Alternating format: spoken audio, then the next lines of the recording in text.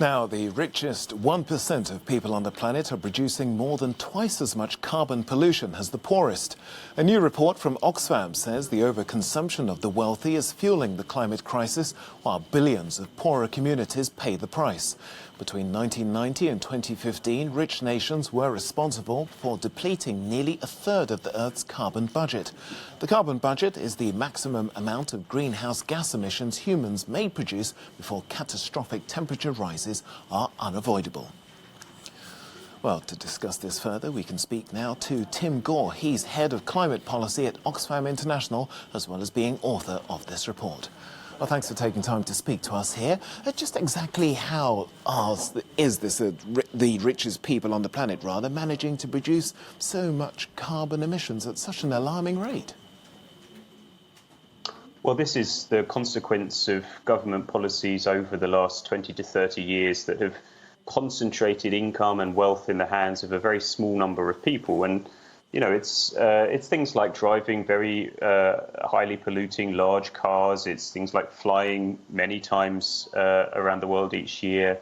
It's things like having very large houses and lots of disposable income to buy things. That's what drives these very high carbon footprints. Now, they do say people with power don't like to give it up. So how can we upset this trend? Well, we really have to change course now. What we're showing as well with our research is that if we allow emissions to come back after the drop that we've seen as a result of the restrictions related to the COVID-19 pandemic, if emissions come back, we have about 10 years left at the current rate before we completely use up all of the carbon space we have and locking in catastrophic climate change. So it's now or never.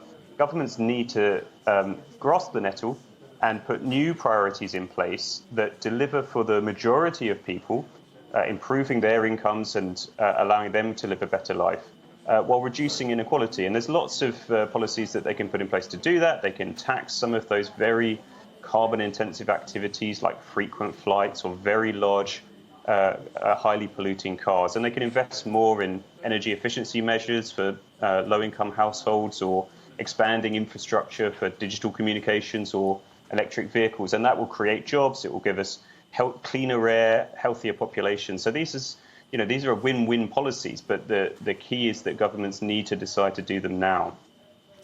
Well, I think it's fair to say you perhaps see the pandemic as an opportunity for change here, but do you think the situation will get worse once restrictions are lifted? Well, there's a real risk that it will. I think we are already starting to see emissions rebound in some parts of the world, and it's just an absolute disaster. We cannot allow that to happen. There is no more space in the carbon budget left. There is no more wiggle room.